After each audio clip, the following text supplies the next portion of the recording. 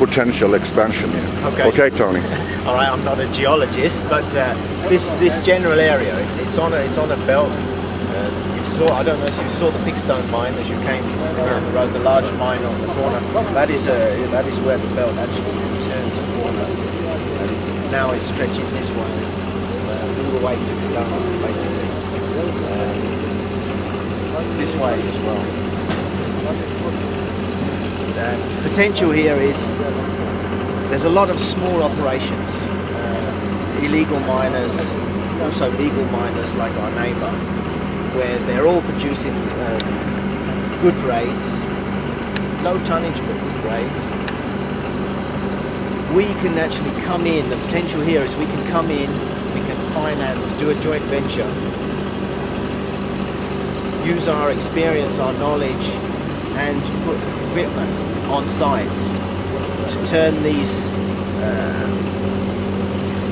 hand mechanized mining into mechanized mining and boost production and make it actually profitable. Because I mean, most of the miners at the moment, they're living hand to mouth. You know, they'll mine, they'll get a bit of money, food, they'll spend it on the house, maybe get a wife to buy a car, and then they go back mining. They're not really, it's not really profitable as a company. As a big business. It's a personal, it's like a family mining operation where they support their family. Yeah, you know, but it is possible to turn that into a company thing and make a profit.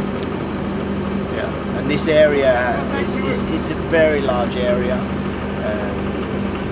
The reefs are up and down, so they. This reef, where does it go to? This way. This goes all the way to Pigstone Mine, and then it turns. So that's round. almost like half kilometer. Yes, and it also extends that way. That way, there's not been that much exploration. That is really open. There's been drilling up here on the top. So who owns the land there? We own here. Mr. Bradside has the claims for the next. What is it? 800 meters, huh? So we have 800 meters in that direction that we have yet to explore. And I mean, potentially this reef, which is running in this direction, you can see the old workings over there, could extend. Who knows? See, we'll find out once we start driving underground. We'll continue driving as far as we can.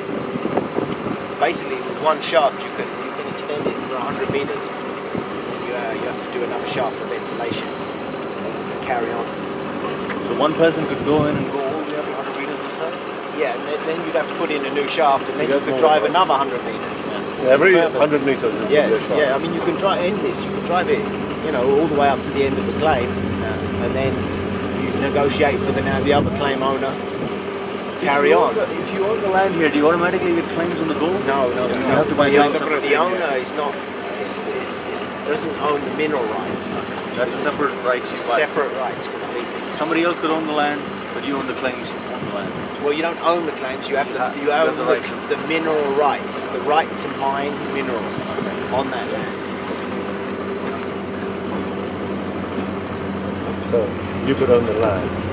And he but could. Mr. Jones could own the minerals underneath well, it. Yes, yeah. if he the pegged rights. it, if he pegs the ground, even though I own the ground, he has the right to come in and mine the minerals. Naturally, because I'm the owner, we'd have to come to an agreement so that we don't disturb each other.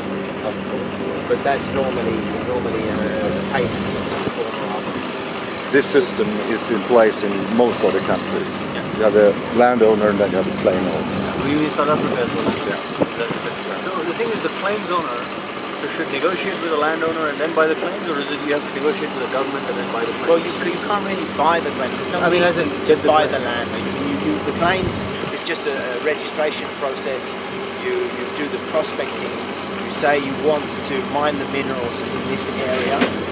You get a certificate of registration. You're registered as that piece of land is registered to you, so you're allowed to mine it, following naturally all the laws and regulations that are involved with that.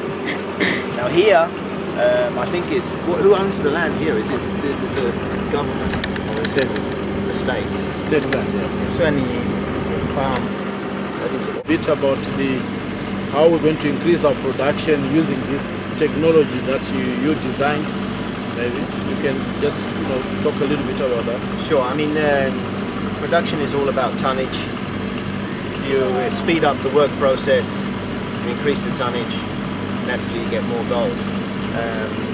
Naturally, the locals are mainly, it's all hand operated because of the limits of funds. The technology is not really available on the market.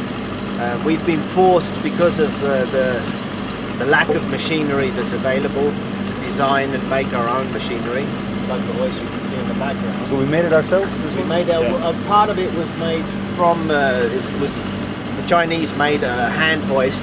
We've converted it into a mechanical electrical hoist. We've put a lot of safety features on it and made it so that it's easy to use. Very simple to train someone to use it. Just switch it on and off and up and down. Basically, that's it. There's a brake that's if the guy collapses or something, the brake automatically engages. That increases our production. That's why we've got another 2 hoists. One of them is a larger hoist, which is going to have a larger headgear, which will take over from this one. This one will be placed on another shaft. We've got another hoist being constructed at the moment, which will go on one of these incline shafts, also to speed up the lashing process. So basically you're saying if you put that in here, a similar one, then your tonnage will increase? Yes. Yeah. Well, the speed of work will increase. Because really lashing is the thing that takes the time. Getting the ore out is what takes most time. Drilling is quick, blasting is quick, getting the stuff out takes time. Yeah. The quicker you can do that, the quicker you can blast again, drill and blast again. And the more is your production. And the more your production increases.